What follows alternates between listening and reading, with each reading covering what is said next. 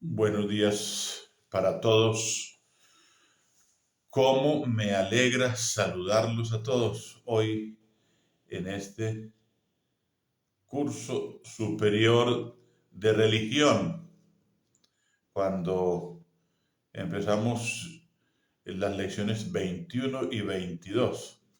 Hemos estado hablando de los atributos de la esencia divina, de los atributos de la esencia divina. Y bueno, iniciamos este, estas lecciones de hoy en el nombre del Padre y del Hijo y del Espíritu Santo. Amén. Señor Jesucristo, Hijo del Padre, manda ahora tu Santo Espíritu sobre la tierra, haz que el Espíritu Santo habite en el corazón de todos los pueblos, para que sean preservados de la corrupción, de las calamidades y de la guerra. Que la Señora de todos los pueblos, que un día era María, sea nuestra abogada. Amén. Como les venía repitiendo, estamos en unos temas de los más interesantes de todos, porque estamos hablando de los atributos de Dios. Estamos hablando y estábamos demostrando la existencia de Dios de diferentes maneras y formas. Hoy estamos hablando, esta semana, vamos a hablar de los atributos de la esencia divina. Y bueno, habíamos hablado anteriormente de uno de los atributos de la esencia divina, que era la unidad, la unidad. Hay que mirar y repasar esas lecciones anteriores para entrar en contexto, para estar pues todos al día, para estar todos al día y para que podamos aprender algo nuevo o algo antiguo también. Pues algo nuevo es lo que no sabíamos y algo antiguo es lo que también habíamos aprendido, lo estamos repasando de alguna manera, de alguna manera. Hoy vamos a empezar con este atributo de la esencia divina que se llama la simplicidad. Ahora, 8 días, el lunes pasado, habíamos terminado con la unidad de los atributos de la esencia divina. Hoy con la simplicidad. La simplicidad de Dios consiste en que Dios no tiene cuerpo, ni cualidades sensibles, ni partes de ninguna especie. Eso consiste la simplicidad. San Juan nos enseña que Dios es un espíritu. Y en otro lugar, que nadie vio a Dios ni lo puede ver. Juan 4:24 y Juan 1:18. En Dios no puede haber partes, porque todo ser compuesto es posterior a las partes que lo componen. Dios no puede ser posterior a ningún ser, porque es la causa de todos. Luego no puede constar de partes. Ejemplos de que todo ser compuesto es posterior a sus partes. En una casa, los ladrillos, piedras, maderas, existen antes que la casa. Existen antes que la casa. Primero existen también el hombre y el caballo, y en las dos forman el jinete. Cuando la Sagrada Escritura nos habla de los ojos y manos de Dios, etc., emplea así para significarnos un lenguaje figurado para darnos a entender mejor sus perfecciones y sus obras. Y así para significarnos que Dios todo lo sabe. Nos dice que en todo lugar los ojos de Dios emplean a los buenos y a los malos. Proverbios 15:3. E Isaías pinta con estas grandiosas figuras el poder de Dios, ¿Quién es aquel que ha medido las aguas del océano en el cuenco de su mano y sostiene con solo 3 dedos la mole del universo? Isaías 40:12. Bueno, ahí conocimos, miremos cómo vamos conociendo ahí esa anécdota de San Agustín, cuando encontró a un niño por allá eh, echando el agua del mar en un hoyito, porque él estaba desenredando el misterio de la Santísima Trinidad. Y el niño le dijo que era más fácil echar el agua del mar. Cuando San Agustín le preguntó: niño, ¿qué estás haciendo? Estoy echando el agua del mar en este hoyito. Eso es imposible. Y entonces el niño le contestó: es más fácil echar el agua del mar en este hoyito que desenredar el misterio de la Santísima Trinidad. Bueno, ahí miramos la simplicidad. Ahora miramos otro atributo de Dios: infinidad. Dios es infinito, esto es, tiene todas las perfecciones en grado sumo e ilimitado. La Escritura nos enseña que Dios es la misma sabiduría, el solo poderoso, el solo bueno, el que da a todas las cosas vida y movimiento. En una palabra, que tiene todas las perfecciones en sumo grado. La razón nos demuestra que Dios es infinito, porque de no serlo pudiera recibir más perfecciones. Dependería entonces de aquel que se las diera y dejaría de ser Dios. La consideración de la infinita grandeza de Dios, unida al reconocimiento de nuestra miseria y pequeñez, debe humillarnos profundamente ante Él. Este es el sólido fundamento de la humildad cristiana. Inmutabilidad, ese es otro atributo. La inmutabilidad de Dios consiste en que Dios no está sujeto a cambio, ni en su ser, ni en sus designios. Así leemos en Santiago: Dios en quien no cabe mudanza ni sombra de variación. 1:17. Y en Malaquías: yo soy el Señor y no cambio. Malaquías 3:6. Prueba de razón: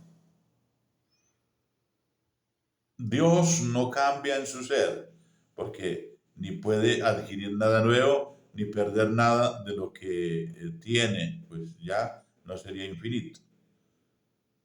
Dios no cambia en los propósitos de su voluntad, porque todo lo que sucede, Él lo tenía previsto y determinado desde toda eternidad. Cuando se dice en la Escritura que Dios se arrepintió de haber creado al hombre, es un modo de hablar figurado, porque en realidad Dios no puede mudar ni arrepentirse. Génesis 6:7. Mudar o arrepentirse es cambiar de designios, y el cambio de designios importa el conocimiento de cosas que antes se ignoraban, pero Dios, desde toda la eternidad, todo lo sabe. La Sagrada Escritura quiere significar simplemente la indignación de Dios ante la maldad del hombre. La eternidad consiste en que Dios no ha tenido principio ni puede tener fin. Tú, oh Dios, eres desde toda eternidad y por toda eternidad, dice David en el Salmo 89:2. Prueba de la razón: Dios es eterno porque es el ser necesario que lleva en sí la razón de su existencia y no puede no existir. En consecuencia, Para Dios no hay pasado ni futuro, sino que todas las cosas están en un eterno presente ante sus ojos. Siendo Dios acto purísimo, no cabe en él la sucesión de tiempos y acontecimientos, como no cabe la adquisición de nuevas perfecciones.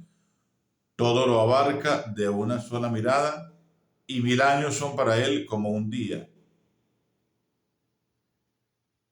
Siendo Dios eterno e inmutable, sabemos unirnos a él por ser lo único que permanecerá para siempre. El más funesto engaño de los hombres es cuidar únicamente de lo que presto desaparece y olvidarse de asegurar lo eterno. Nos apegamos únicamente a lo material y no a Dios. Inmensidad, la presencia de Dios, otro atributo. La inmensidad de Dios consiste en que está en todo lugar y en todas las cosas, y esto de 3 modos.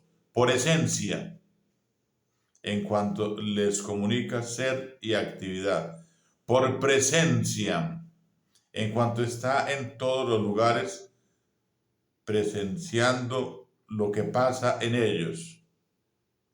Por potencia, en cuanto conduce todas las cosas al fin que les ha enseñado.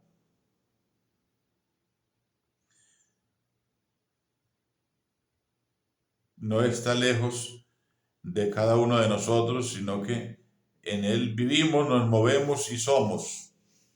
Hechos 18, 27.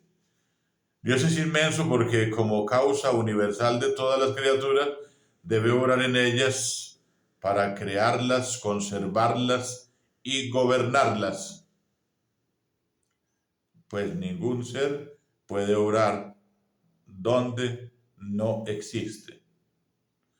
Pero Dios no está limitado ni contenido en ningún lugar, aun cuando está en todos los lugares. Por eso decía Salomón, hablando del templo: si el cielo y los cielos no pueden contenerte, cuánto menos esta casa que he levantado. Segunda Reyes 8:27. La presencia de Dios debe movernos a evitar todo cuanto pueda ofenderlo y a hacer todas nuestras obras dignas de sus divinos ojos. La Escritura atribuye el pecado al olvido de Dios. El impío no tiene a Dios ante sus ojos. Por eso su proceder es siempre perverso. Y nos muestra la virtud como fruto del pensamiento de su presencia. Anda delante de mí y serás perfecto. Génesis 17:1. Es también muy expresivo y digno de ser meditado ese consejo que daba el santo Tobías a su hijo: ten a Dios en tu mente todos los días de tu vida, guardándote de consentir en el pecado. Tobías 4:6. San Juan de Dios repetía a menudo: Dios nos ve, hermanos míos. El siervo que sabe que su amo le mira, se esfuerza en cumplir bien su obligación. También miramos otro segundo artículo, que son los atributos del entendimiento divino. Atributos del entendimiento divino. Ciencia, ese es el primero. Son 2, ciencia y sabiduría. La ciencia divina consiste en que Dios todo lo conoce, hasta nuestros más ocultos pensamientos. Dice San Pablo: todas las cosas están descubiertas a sus ojos. Hebreos 4:13. Y el Eclesiástico: los ojos de Dios son más claros que el sol y escudriñan hasta los más profundos abismos del corazón de los hombres. 23-28 del Eclesiástico. La razón nos demuestra la infinita ciencia e inteligencia de Dios, pues si no la tuviera, no fuera infinito. En Dios la ciencia es mucho más perfecta que en el hombre, y no está sometida a los defectos de la inteligencia humana, error, duda e ignorancia. Ni Dios necesita de esfuerzo y raciocinio, sino que todo lo ve y comprende de una sola mirada. Dios, por otra parte, no necesita salir de sí mismo para conocer las criaturas, sino que se conoce a sí mismo y en su esencia conoce todas las cosas. La divinidad, dice Santa Teresa, es como un espejo de inmensa grandeza y claridad donde se refleja todo cuanto hacemos. Ciencia divina y libertad humana.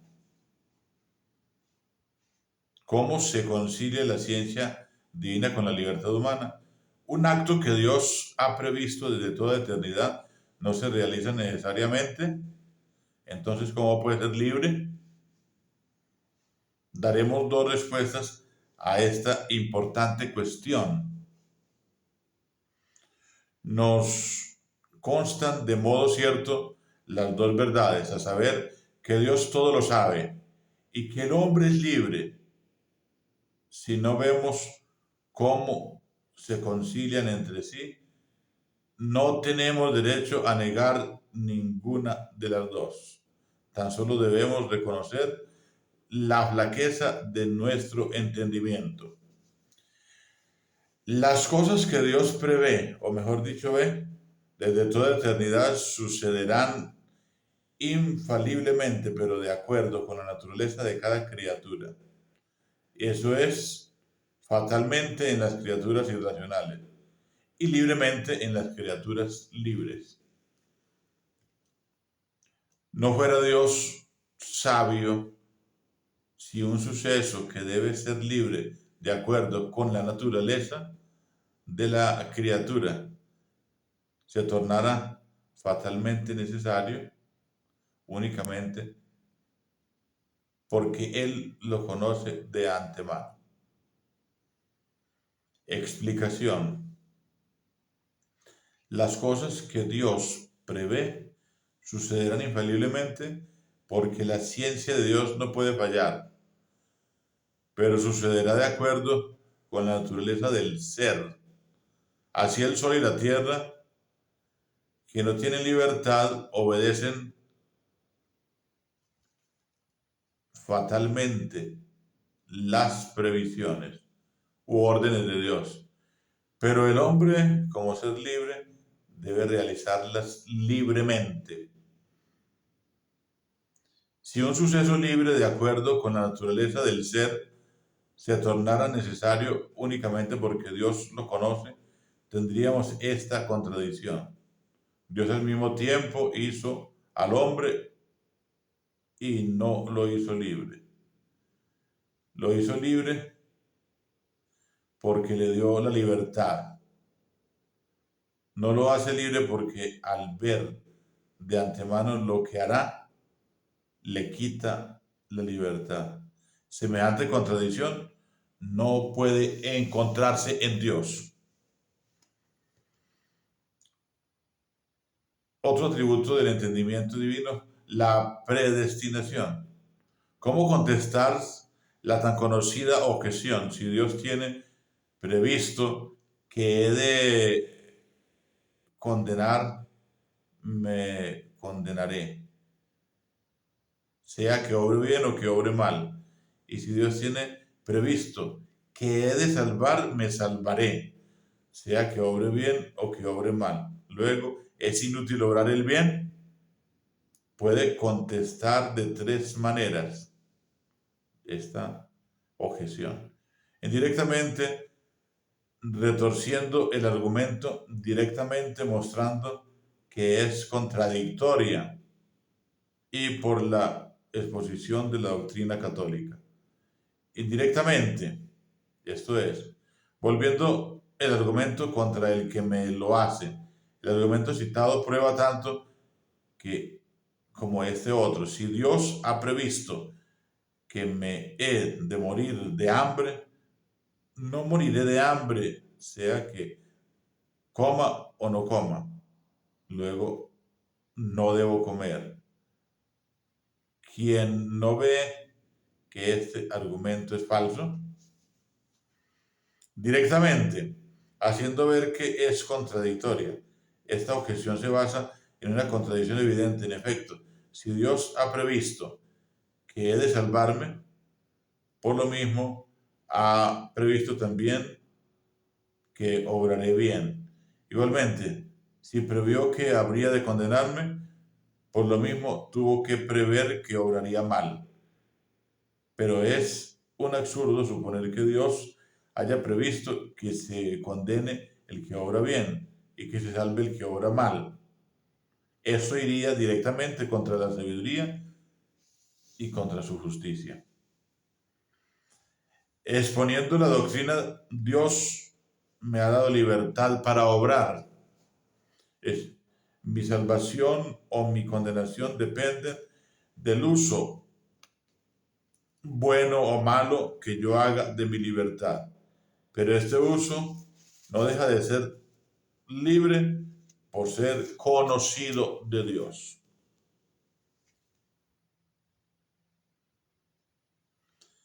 Bueno, que estos 21 minuticos que hemos dedicado para luego en la próxima lección 23 seguir con los atributos de la voluntad divina, nos ayuden pues a ir ahondando, a ir perfeccionando, a ir remando mar adentro en este tema de la doctrina católica, en este tema de la religión superior o curso de religión superior y en este tema pues que nos ha propuesto el padre